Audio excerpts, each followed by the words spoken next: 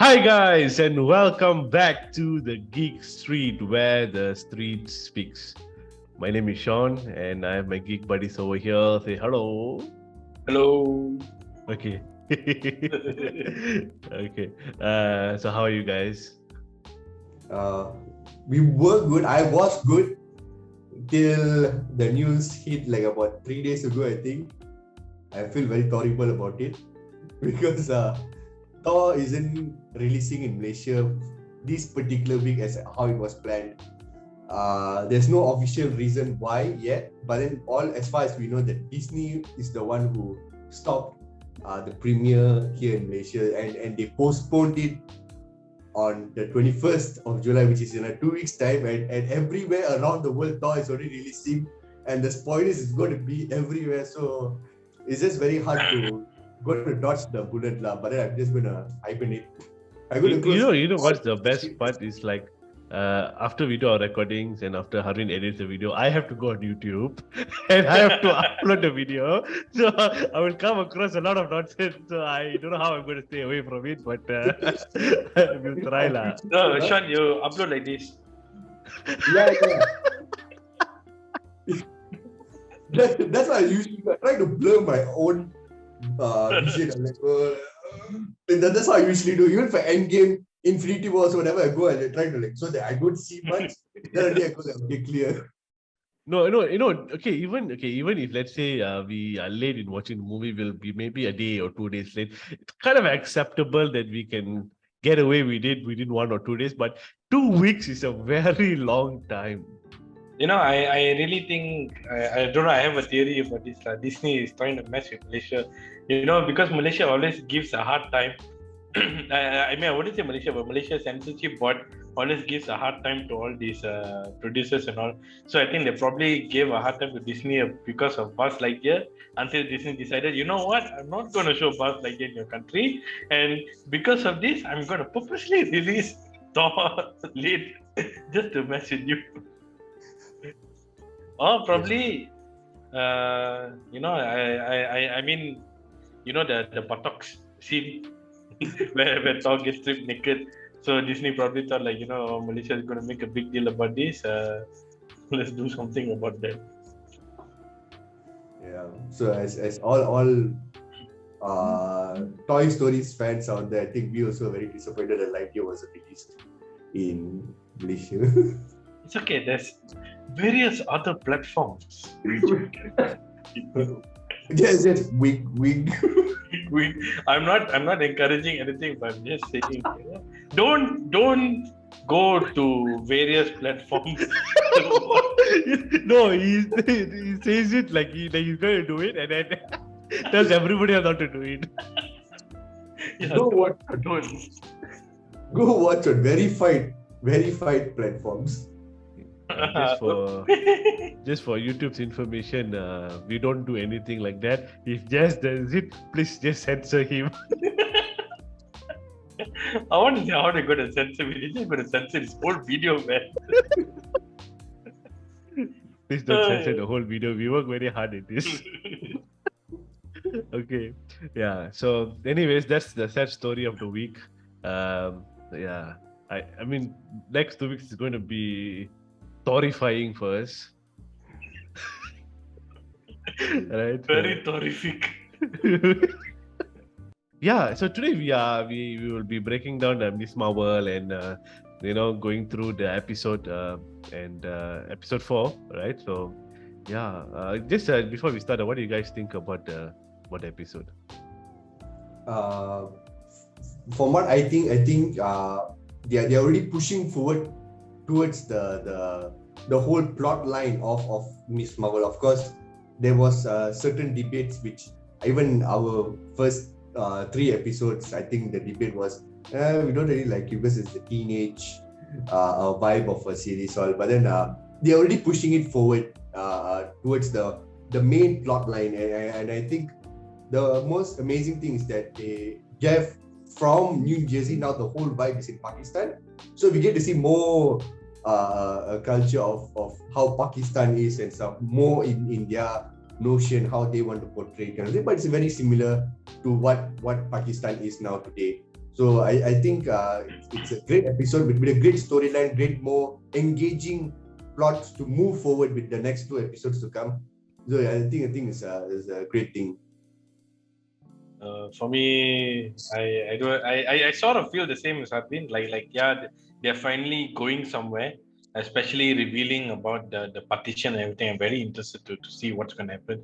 But this episode, I think they really rushed a few things. I guess because they dragged a lot in the first 3 episodes, and this episode was sort of like a little jam packed.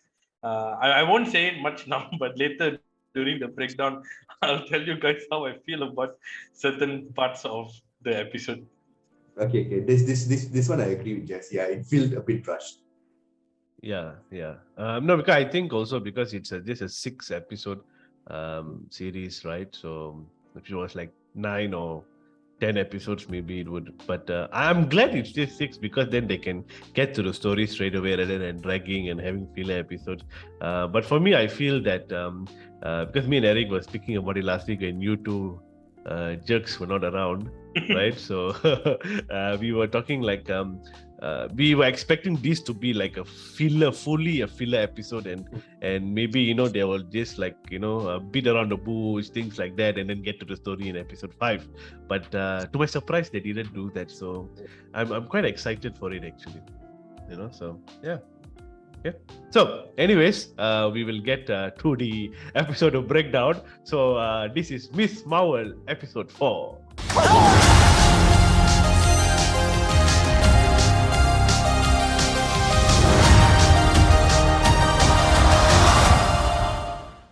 Okay, so this episode 4 actually opens up with Muniba and Kamala on a flight.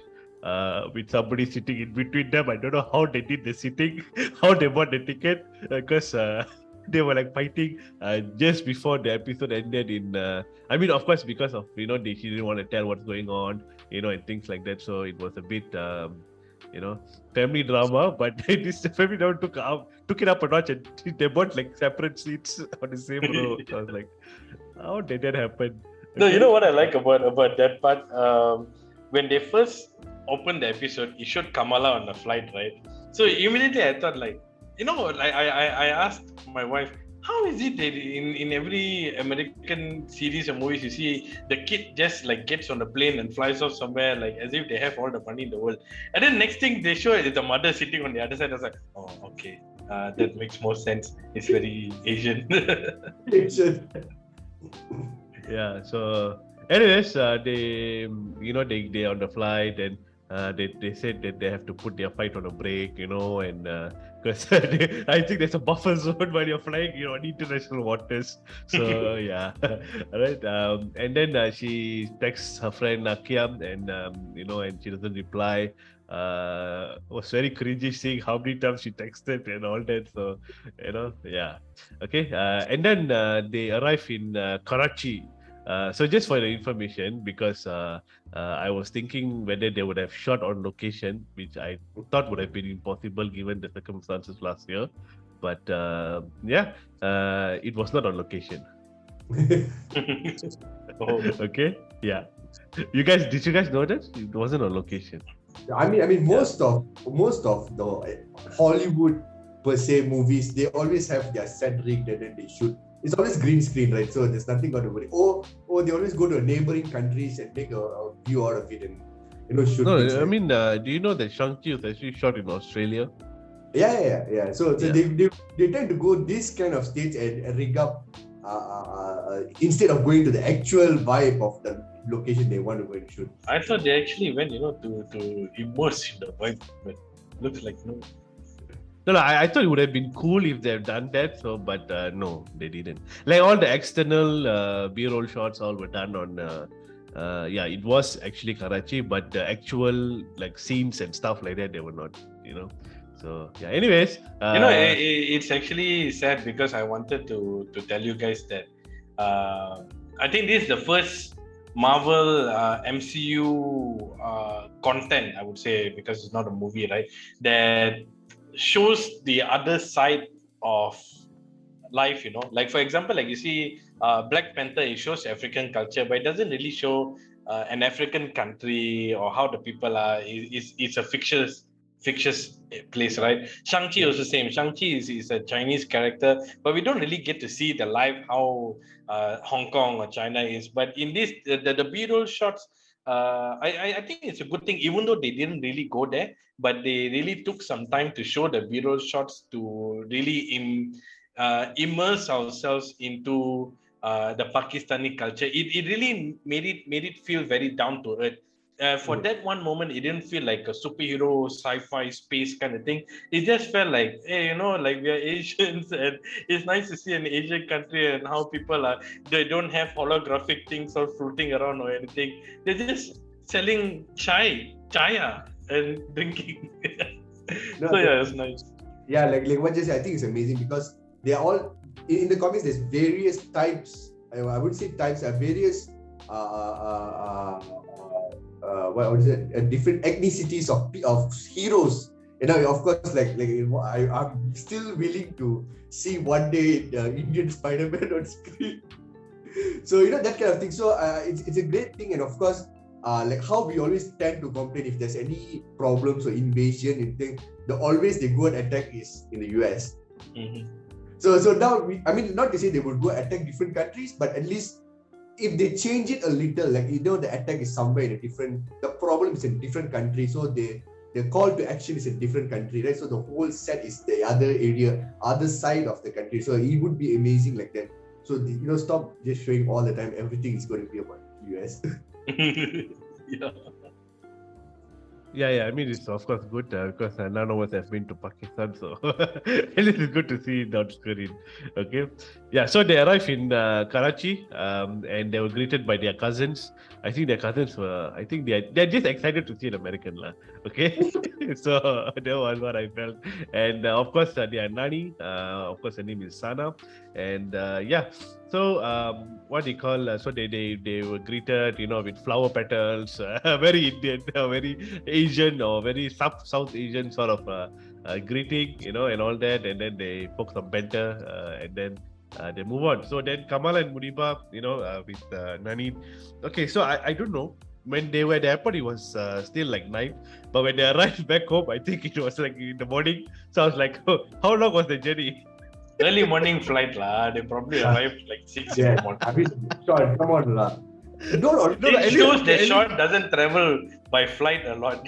He doesn't go at his early morning flight. No. I what I meant is at least they could have showed some time lapse, like it was early morning and then coming to or something like that lah. They would have understood it, but then they arrived in the morning. Okay, but don't speculate. Maybe they do live far away from the airport. We never know.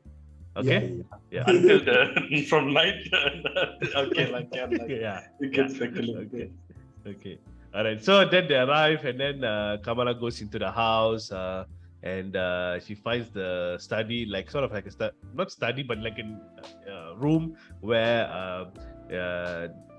Sana, who's the nanny, actually have.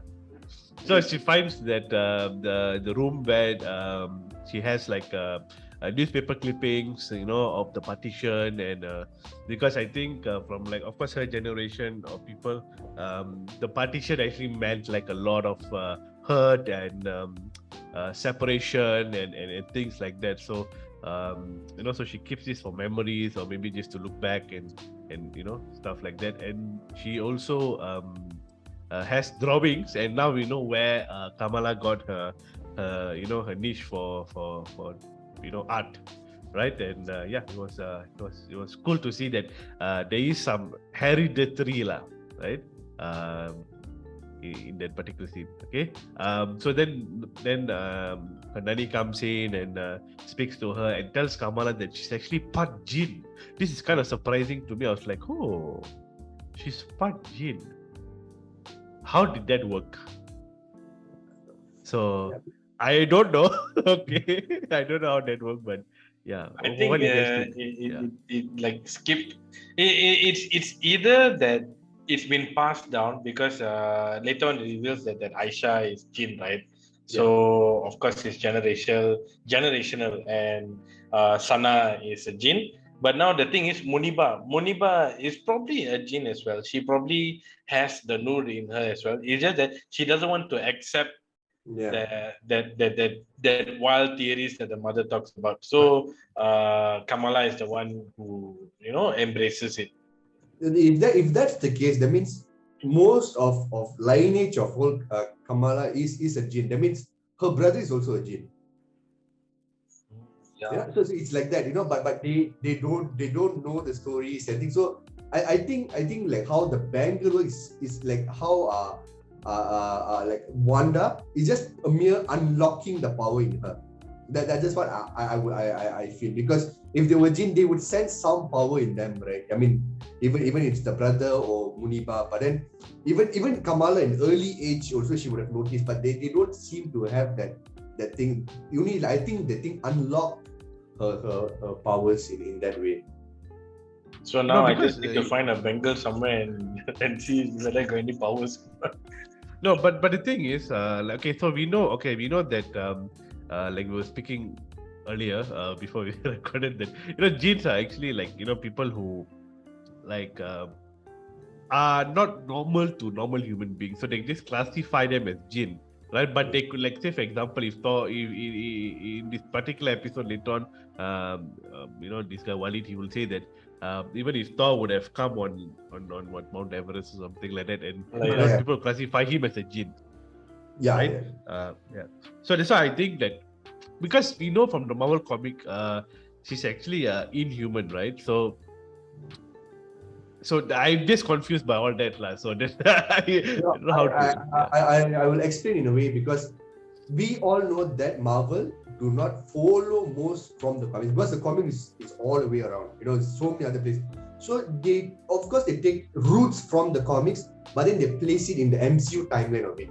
So and I think that MCU does not and don't want to do anything with Inhumans. After the what blunder they did, and of course we saw one Inhuman in Multiverse of Madness. They brought Black Bolt. Like that was just a mere cameo. But I don't know whether we would see an Inhuman storyline after this moving forward. Maybe cameos, certain places, but then a story moving forward, I'm not sure. So they don't want all of that mixed up in this storyline, because we know for a fact Miss Marvel is going to show up in the Marvel. So Terrigen means Inhuman, Miss Marvel, the Marvel. So to connect all that is going to be very confusing. So they follow the route. So the only way to do that is to give some a story within the MCU itself, not something brand new. So they went with this plot line with of course they insert an essence of Shang-Chi in a sense where they give the background of other dimensions kind of thing. So they made it like the clandestine is other dimension, right? So they moved with that plot, and also the Djinn and everything merged together towards the Marvel's movie.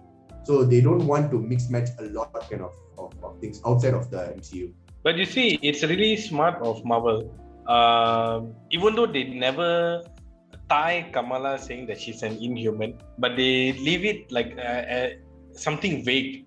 They didn't classify saying that Jinns are this certain race from this certain dimension. I mean, of course, they say clandestine, but then he also mentioned that Jinns can be anything.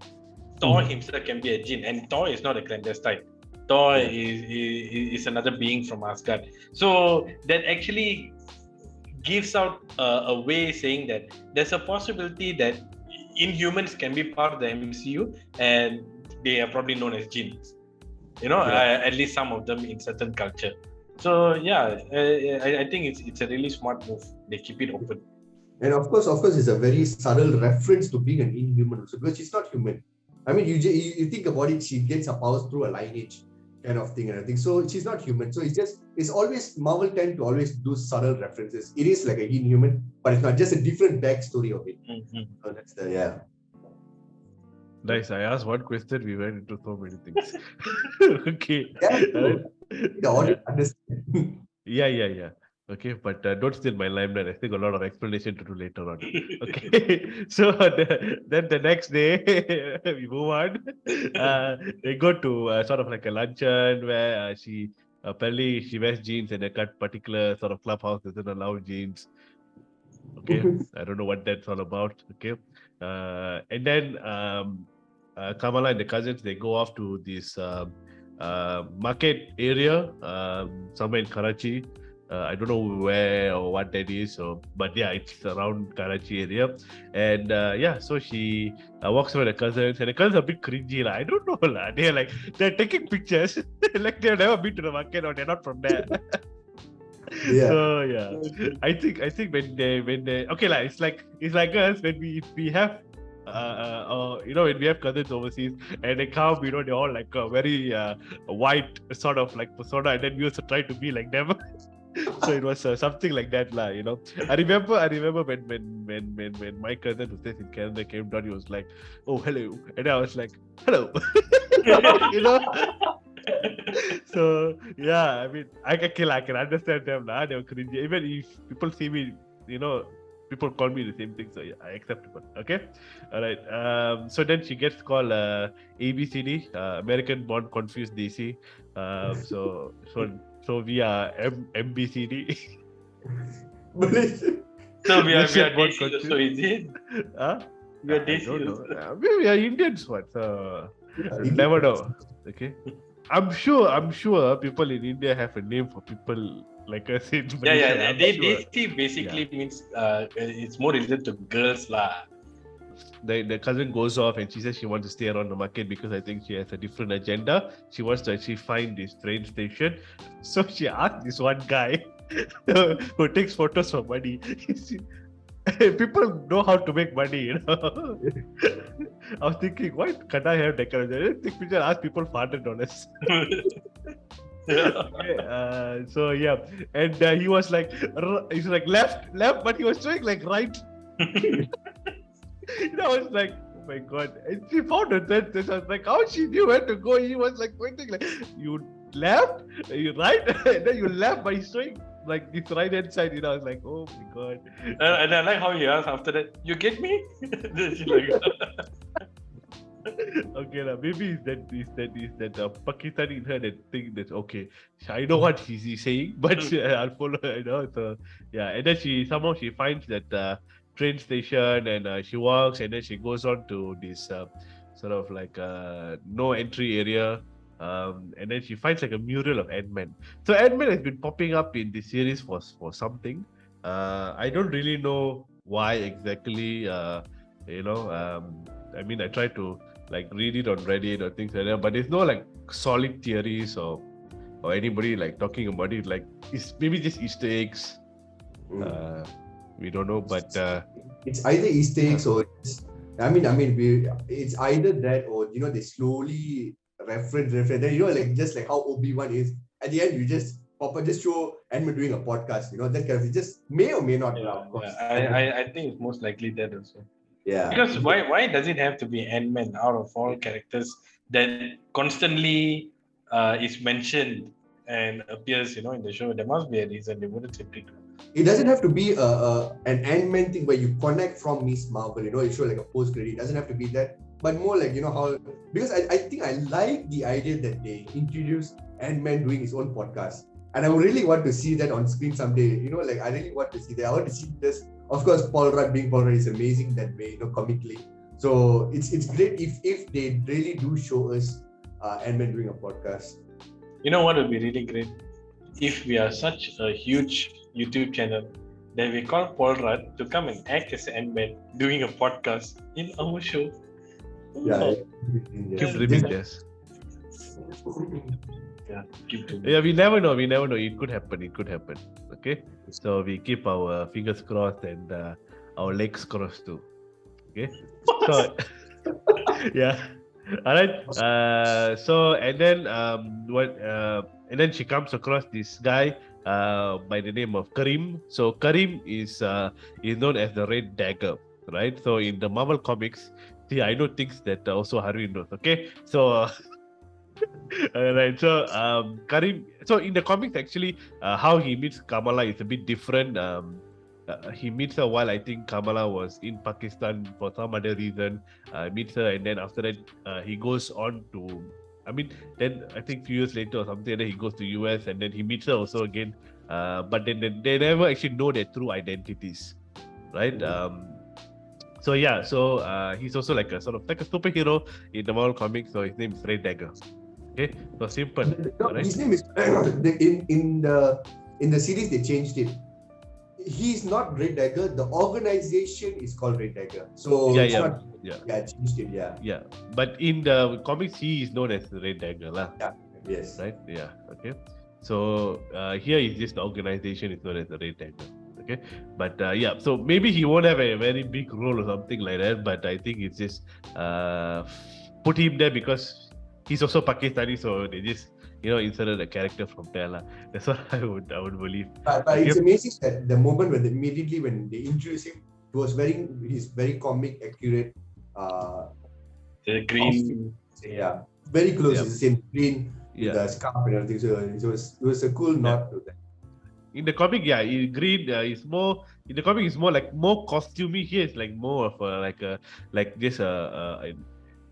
shirt and then narration on top. So yeah, the colors are so somewhat accurate, but not the actual costume itself, lah. Right? Okay. So yeah, then they have a sort of like a fight there and things like that. So nothing so great about the fight. It's just that we see how weak Kamala is. She can't even throw a knife. So I mean, they built up the whole scene to the point where she threw the knife. I was like, what?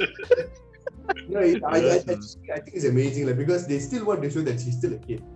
Like no matter how much they show, because I mean, usually whenever she shows her powers when she fights, we do see that we'll think like she's not even like what to do. She's trained herself very much to do all these fights, or how she suddenly got all these moves. But then they don't fully show that. They still show that she's still a kid. She can do mistakes and she can't even throw a knife properly. Yeah.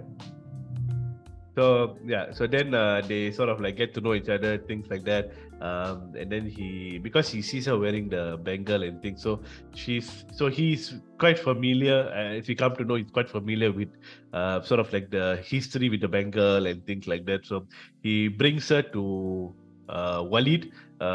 So they go through a Chinese shop named ABC. Okay, so because here in Malaysia, every other shop is named ABC. That particular Chinese thing was very out of place, I was trying to figure out why is there a Chinese shop there. It wasn't even Chinatown.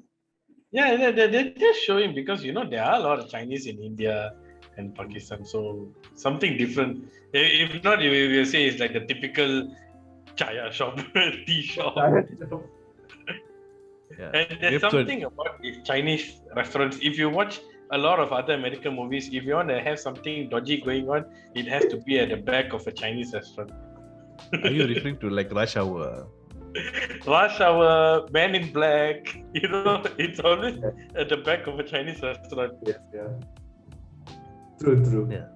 Okay. So they meet Walid. So I don't know. Is he like the leader of the Red Dagger or something like the big papa over there? So yeah, it looks like that. It looks like that. It does look like that. And of course, a nod also because he's one of the stars from Bollywood industry. So kudos to Marvel to bringing actors from the other side of, because what people tend to do in the industry is they usually take let's say in India they would have taken an American Indian from the States itself, but it's great that they pulled it from the roots. I was half expecting Kumar and Ranjani to show up.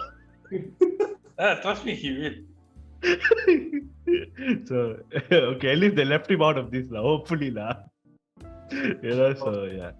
It's good to see Farhan Akhtar in this role, but I don't know. I mean, we'll get to that later on when we theorize later. So, yeah. Okay, so then Walid, of course, goes on to explain to Kamala about the clandestines, which we've already explained in the last episode. But of course, he didn't go in theory of how they came to be and things like that. But he was saying that they are actually not the sort of the genes that she knows, right? Because like what we explained earlier, like genes are like anybody who's not really human, so they classify as genes, but within those they also have certain categories of genes. Maybe they have the bad ones, the good ones, and things like that. So according to him, the clandestines are sort of not the good ones, right? So they are and all that. So this is the interesting part, okay? Because see, I've come to know the MCU like sort of multiverse, and so on. But this one here, they talk about dimensions, right?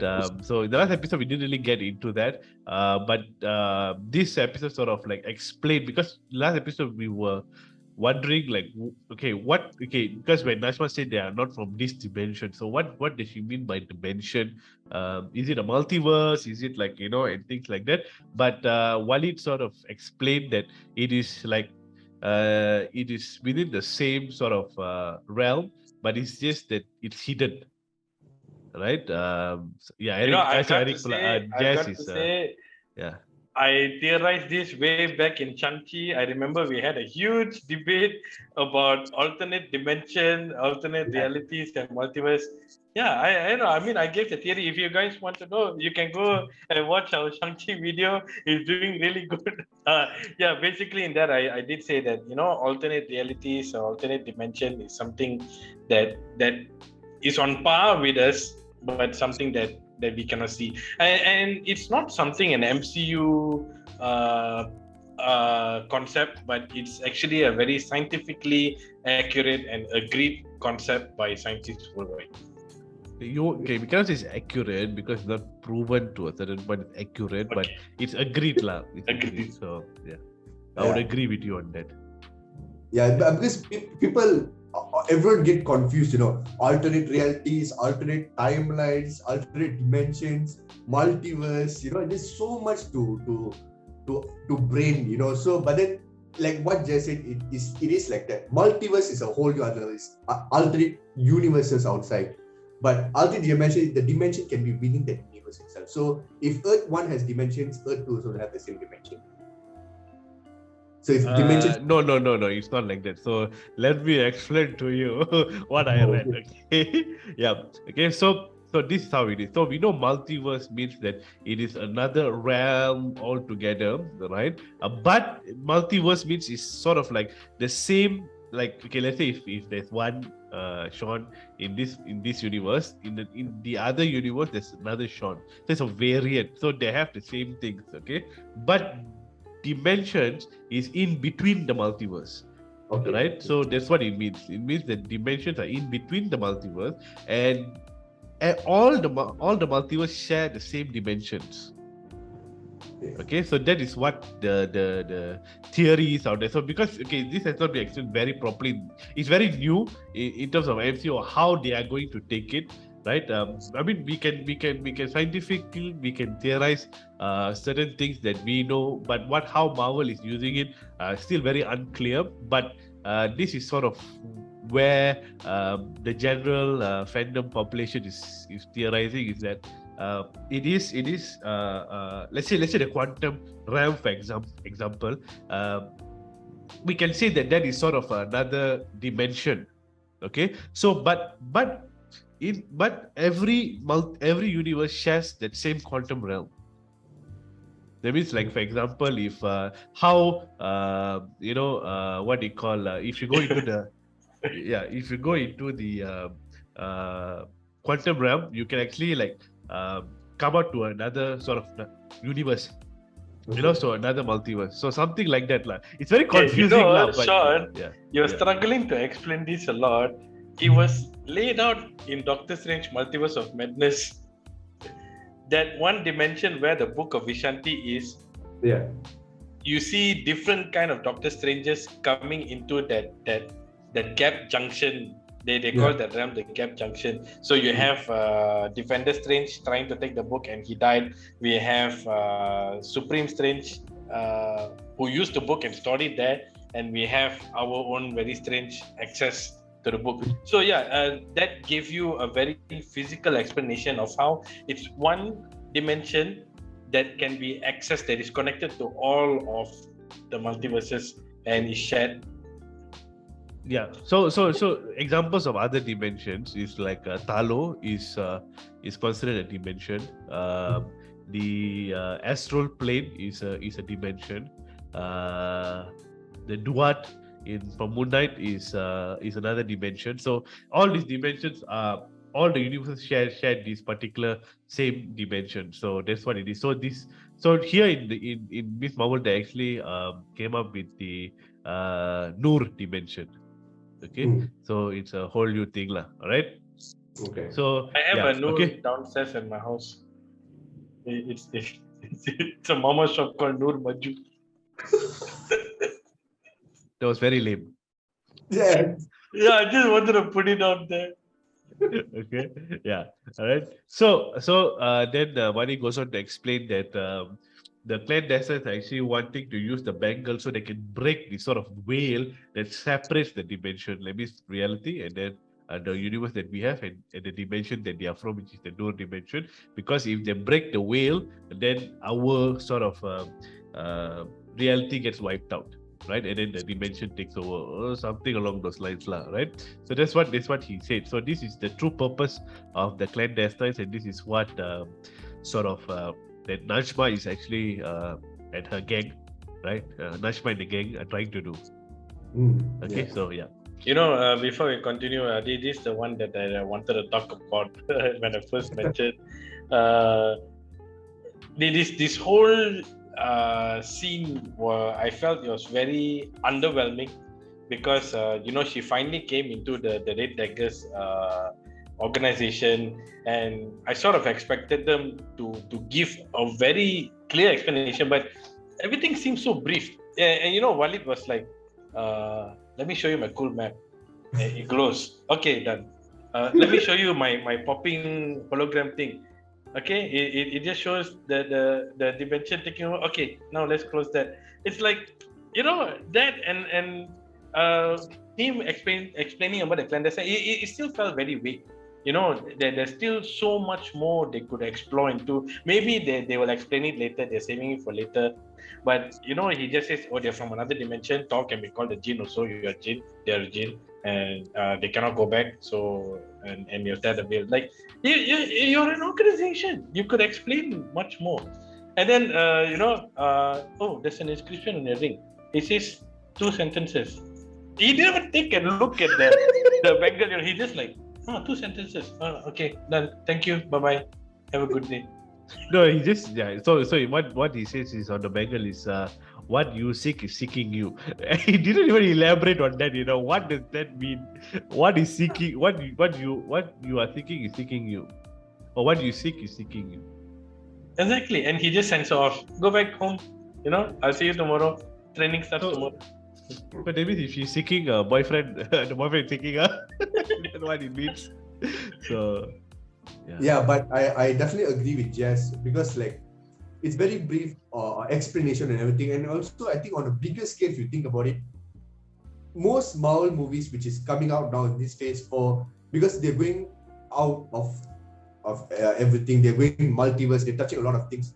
So a lot of things when they explain within the movies itself, I think Marvel should really give a really solid 10 minutes or so within the explanation to explain what is this all about, because like how we get confused, even us avid fan, Marvel fan also, we tend to get confused, because brief explanations and of course every word is different, alternate timeline, alternate dimension, so there's so much to unpack. So if they can give every movie a proper explanation within the characters themselves, at least not us, even everyone who's watching a movie can understand what is actually going on, instead of brief. Everything is brief and every word is different. They play with words a lot, so word is a very strong, should deliver properly to the audience, right? So that kind of thing. So I think it's very important, especially the fact we are moving towards multiverse expansion. Now I don't think it's only called MCU, it's called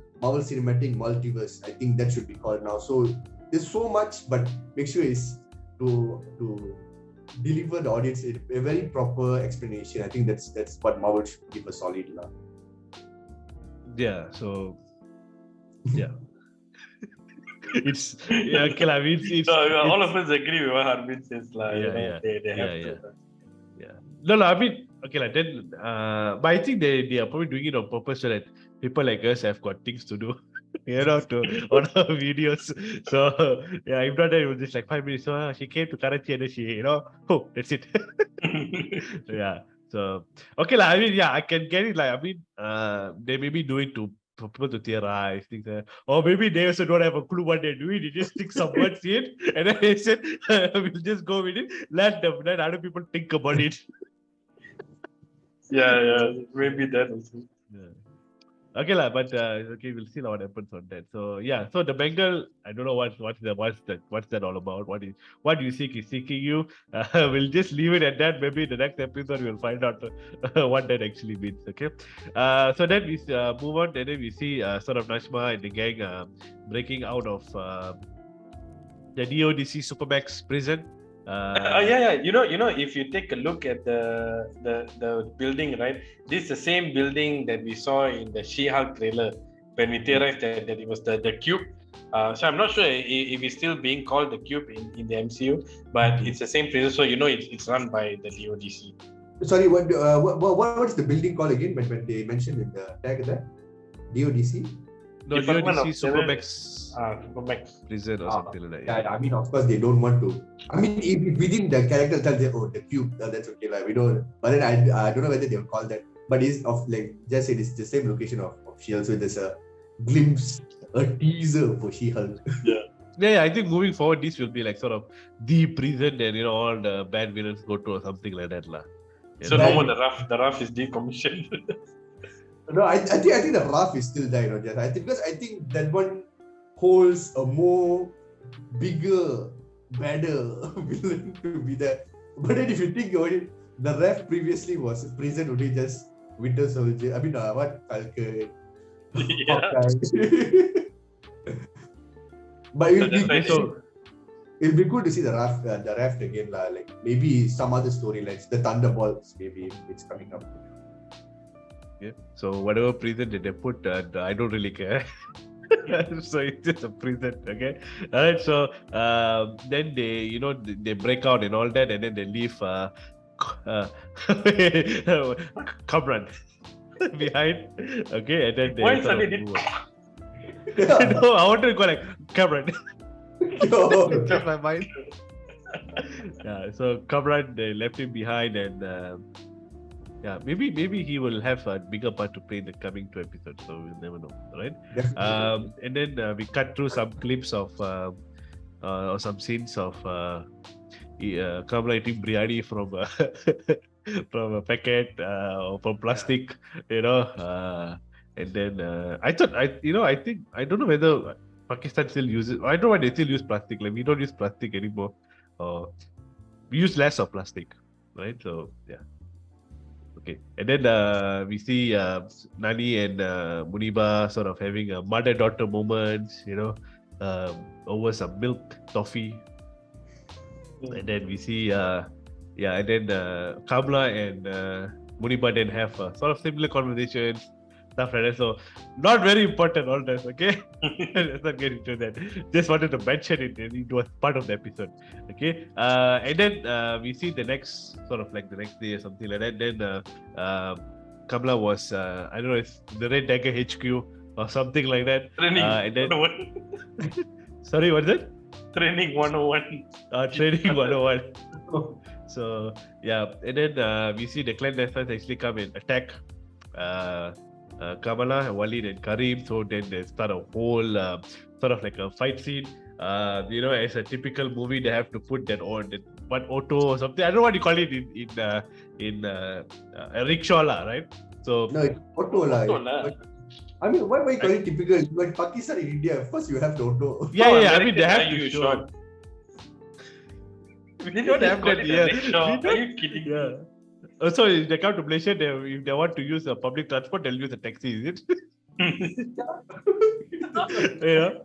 So. Yeah, but even this whole scene, this is the one I meant that it looked like it was really rushed because that the whole lorry, the truck chasing the auto scene, it didn't have any weight to it because I think they focused so much on the music that if you really watch it again, you don't really hear the truck sound when it hits or anything. It's just like so it just felt like something is going on screen with the music playing. No, they rushed so much. 3 people actually died. Yeah, and it was so quick. They did even the bomb thing. Even I was like, they threw a bomb. What's the guy's name? Kamran. No, Kareem. Kareem. He threw a bomb. Kareem takes. He throws into a pot. The pot explodes, and then Nashma is like and then straight they cut, and then they just run into the place. So I was like, okay, what just happened? Like, everything is just so like that. Yeah, they rushed a lot, and you can continue with how many people died. Yeah, so 3 people died. What do you call Adam, Salim, and Walid, right? So these 3 people actually died in that whole sequence. I think it just took about less than 5 minutes of of runtime to just kill all those 3 people off. And then I like the ending part where they suddenly like appear out of the what do you call the clothes from behind. Remind me of like sort of like a Indian sort of movie scenes like that. Yeah. Okay. And then of course the biggest plot point in that particular whole sequence of scenes is that Nashma stabs the bangle. Kamala protects herself, and Nashma just stabs the bangle, and he threw her into the past. Okay. The thing is, I don't know how many people actually went into the past, because they showed in that scene they showed Kamala and Kareem both going into them, but you don't see Kareem after that, right? So where is he? So all these things are. I hope they do answer. They don't just leave it like suddenly he appears in the last episode like, I'm here all along. So yeah. So that was the end of the episode. So now Kamala is like in the past, where the whole story that we have explained in episode 2. About the grandmother being lost, and then a trail of stars brought her into her father's arms. So that whole thing. So yeah. But I would say that I think that ending part, they really did a good job to portray how the partition looked like, because that one you could really feel it, like where the moment they zoom out with Kamala just standing there on the train, and they show the amount of people, because like we hear about the partition a lot, like we know that Pakistan and India split, but we couldn't imagine how it looked like, and Marvel gave us that opportunity to actually see and feel this thing. And one thing I'm not sure if you guys noticed, the music that plays that bass somber music that plays when Kamala was watching the whole ordeal, it was so familiar. It felt so familiar. I'm pretty sure it was one of the MCU's music that was used previously in one of the movies, or maybe in Miss Marvel earlier episodes itself. I don't know, but I want to do the research. So if you guys know, you guys can tell me, or whoever's watching, if you guys know this music, this background music, I really want to know, because it was so familiar. I know it is. So you can leave in your comments below if you guys manage to find it out. I know I could Shazam the thing, but I didn't install Shazam in my phone yet. So it's a very basic phone, because I destroyed. You really like the music, is it? Yeah, I like the music. It was very nice. That deep feeling music, and also because it's a very familiar music. I've heard it. I just don't know where. If it's so nice, do you think that music can beat Shang-Chi's theme song? No, that's not the theme song. It's more like a grievous. No. Thank God you don't know what the music is, because you'll be singing every time like what happened in Shang-Chi video. So Shang-Chi is my head. Oh, there you go again. There you go. Okay. So so that is how the episode ends, and so we can't wait for episode 5. There's nothing to theorize about, because we actually don't know what's going to happen, or we don't have, probably we know that it's something to do with the grandmother when she was young. That's all we know. How it's going to happen, what's going to happen, who went through the portal, we don't know.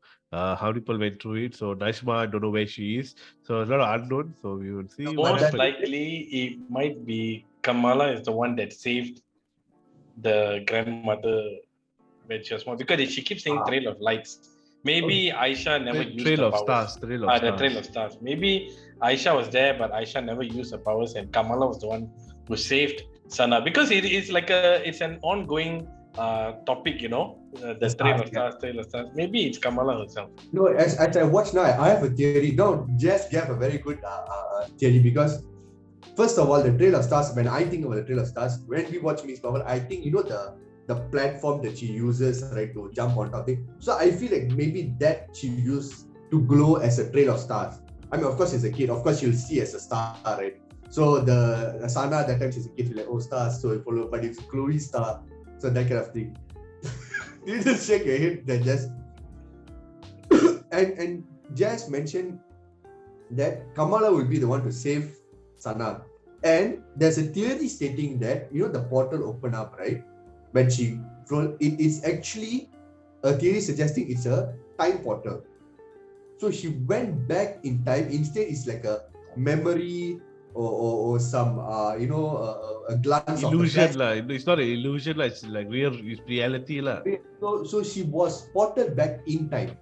Because when the thing opened up, it looked like it's like a pot, and when the moment the thing break, when she hit the bangle, right, it looked like the bangle just like opened up, it looked like from the multiverse of madness when Clea she rips open the dark dimension, right, to enter. So it looks more or less like that, but of course it looks like a time portal back in time when she goes back. So okay, what if they connect this whole thing that the bangle actually taps into the quantum realm, because the quantum realm is known to be able to travel through time, right? So maybe Ant-Man wants to work with Miss Marvel on time traveling using the thing. I don't know, but it's a wild theory out there. It may be a connection, because you know how Ant-Man is very invested in the quantum realm researches and everything, right? So maybe this thing, that the Noor power actually taps into the quantum realm to travel maybe through dimensions or through time, and it would really benefit them. Yeah. And of course, Noor is light, right? So light and time plays What are you, Albert Einstein? The relativity, like E equals MC square. You always say future and stuff, so light years to come, right? So just to play with your words and imagine like light and time, okay, connection. But I don't know, the theory for Ant-Man and Miss Marvel is just very far-fetched. I don't know yet, because they have a lot to unpack, because I think after this, henceforth, after Miss Marvel, she's directly going to move towards the Marvels movie, which is coming out first before the Ant-Man Quantumania. So confirm that will be the thing first, then maybe after the Marvels, then the Ant-Man Quantumania, maybe, but not from. I don't know, man. If I'm right, you all are buying me McDonald's. Okay. Yes. You sure you don't want chai? No, Harvey is my chai wala. He'll do me free chai. Alright.